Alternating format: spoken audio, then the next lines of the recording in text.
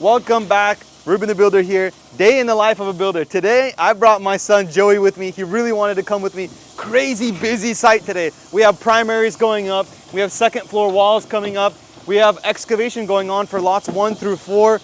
Today, we're gonna make a massive list of to-dos. We're gonna go through all of it. I'm gonna lead you throughout the entire process. We're gonna be scheduling a geotech, hub and tack survey, scheduling inspections for the framers, planning out truss dates, and yeah, let's just get into it.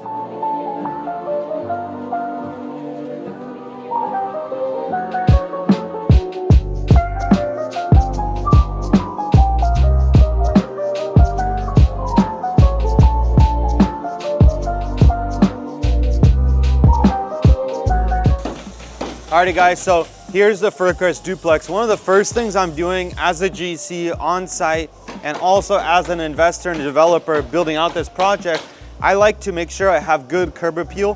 One of the things that I'm doing is door heights. So when you first walk into the duplex, you want to have an 8-foot door. It makes the unit feel much bigger than it is, and it gives you that nice little look.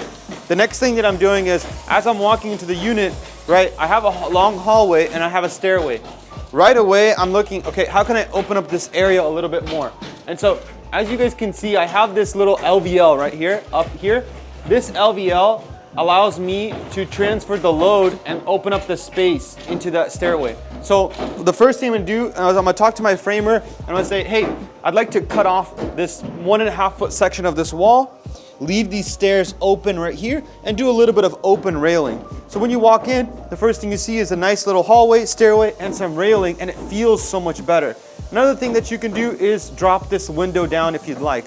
So this is totally subjective, but a little bit extra natural light in this area would be helpful and make it feel better. And so right now, as you can see, this window is at the same height as the door. We can drop this window down all the way if we wanted to, and then we would consider some kind of door with window lights to add in that natural light into this space. And then as we walk into the unit, yeah, we have an 8-foot door for the entry, but guess what? For the garage door, we switched to 6'8". And so we're gonna save that money where we can, especially because these are affordable home units. They're gonna be sold to buyers in the affordable home range, below the median price for our city. 6'8" here. This is the powder bathroom. It's important to have a powder nearby the general area of the home, so we'll have the great room kitchen over here.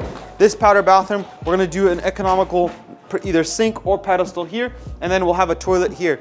We have this opening here that we haven't rough framed out yet, but we're probably gonna do a small little door right here, 3-4 feet in height. And this would be like a storage space for the future homeowners. Something that's really cool about building over 250 houses is you get tons of feedback when your units are on the market. And so we have this master spreadsheet with all of our projects, all of the people that visited our sites, and we get feedback from as many people as we can. And so one of the biggest feedbacks that we've got across all of our units is storage space, pantries, and closets. Well, guess what?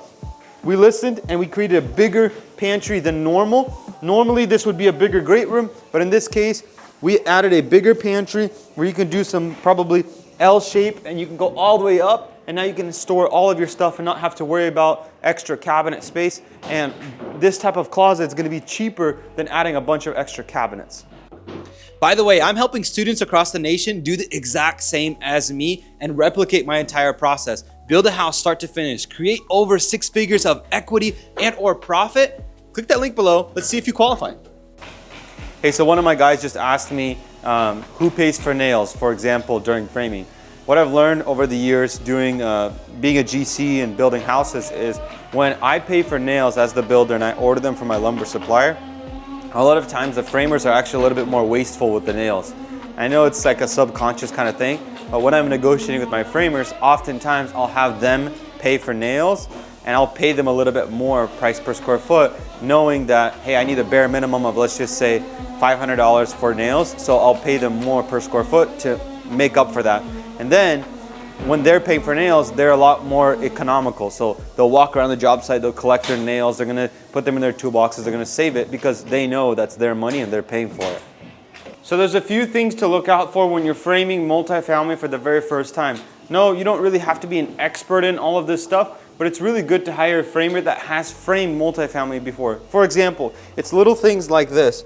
So as you guys can see, there's a almost a 1 inch gap, maybe even a little bit more, where the firewall has to be continuous. In other words, they're gonna put type X drywall, which is just more fire rated. They're gonna put drywall 1 layer and 2 layers, and they have to stagger those layers. So in other words, the seams can't be on the same exact line.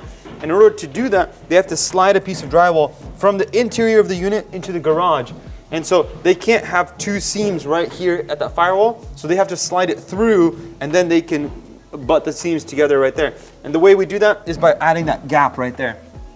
And then another thing that we do, because we don't have the roof shingles on or the trusses yet, we need to install that continuous firewall going from the first floor all the way to the second floor and not breaking that firewall connection. And the way that we do that is we install a little bit of dense glass, right? And that's gonna act as that first layer of drywall, essentially. So we're gonna do that first layer of drywall up to the dense glass, and then the second layer will finish it off. What this provides is a continuous fire barrier from floor to ceiling. And it's actually from foundation all the way to the tip of the roof. It's really important. It provides us with that 2-hour firewall assembly detail. In this case, we actually had architectural details and we had structural details that did not match. And on one building, I opted for the structural pages. And then on the second building, the inspector said, hey, unfortunately, that detail is wrong. I want you to follow the architectural set. That's not usual.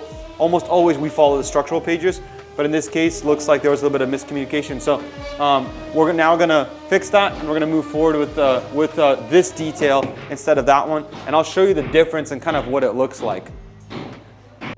Alrighty guys, that's it for today, specifically on-site at Fircrest. We're gonna head back to the office. I have my long list of to-dos. I'm gonna get on them, and we're gonna get ready for the next day. Believe it or not, preparation is way more important than actually doing the things for today, because we need to make sure that these guys are moving. In other words, inspections are scheduled, inspections are passed, and that way we can keep the process rolling. It's really important to be on top of your to-dos as a builder. You can't remember everything, so I encourage you, write it all down as much as possible. That way you can come back to it when you're in the office. It's really important. Alrighty guys, so to schedule inspections, here's how we're gonna do it. Honestly, I just go ahead and type in City of Vancouver schedule inspection. Go to Google, type in schedule a building inspection, schedule inspection. I type in my permit number, whichever one that is. And as you can see, I have a shear wall interior already scheduled. If I wanted to schedule it, typically what I do is I find what I need. In this case, a firewall is going to be a shear wall. And so I'm gonna do, for example, let's find it here. Let's see here, shear walls, interior, and in the instructions to the inspector, I'm gonna do partial. So I'll do second floor, partial firewall nailing inspection. And that's literally it. Put my phone number, put the date of my inspection, and I press schedule inspection. So that's how I do the inspections. I just scheduled partial firewall inspection tomorrow for lots 5 and 6, and then day after for lots 7 and 8. Now I'm gonna go in. You know what? I can actually do this right here live with you guys. I'll show you guys exactly how I do it. Let's see here. Notes, save your butt in construction. So I'm gonna go ahead and I don't even have it written down. So what I like to do is get my permit cards that I have approved from the city, put it into my notes, have all the permit numbers, then I can search it and schedule it. So right now, since I broke ground on lot 1, 2, 3, and 4, now I have a to-do list item, add permit numbers to notes. So I'm gonna have my, I'm gonna go ahead and get that done. Get the permit numbers added to the notes, and then go ahead and schedule erosion inspection on the 4 lots.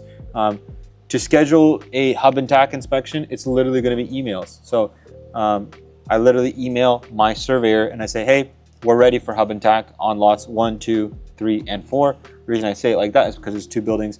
And then geotech is gonna be the same. So I'm gonna send an email and say, hey, Seth, I need geotechnical letters for lots 1 and 2 and lots 3 and 4. They are dug out. We added a decent amount of gravel and we compacted as needed. And so he's gonna come in and verify that our site is stable enough to start forming up the foundation and pouring concrete on. So he's gonna get us those letters. We need to, once we receive those letters, we need to print them out, bring them on site, organize them for the inspector, and pass on the first time this time. it took us a few tries to pass on lots 5, 6, 7, 8. So we're going to make sure we pass first time. So have the letters on site, hub and tack complete, that on site as well, and then we'll go from there. So to summarize what I did today, I sent an email to the geotech, scheduled him, sent an email to the surveyor, hub and tack, that's done. Erosion control is not yet done, so I'll need to get those permit cards, write down those permit numbers, and schedule those inspections. Electrical permit, I need to pull a record of permit under, so if you think like I have a parent permit for the duplex, and I need to schedule a, get a record of permit, which is a smaller permit, like a child permit for the main permit for electrical, so I'll get that. I texted my electrician, so that's done. I texted my foundation guy, I said, hey, hub and tack's gonna be tomorrow morning, when can you show up? I've been in communication with him for the past week or two. He said, hey, I'll come in as soon as I can, but I plan to fully be on site Friday. Partial firewalls done. Mineral wool. So because I'm doing the firewalls, I need the mineral fire stop material delivered on site.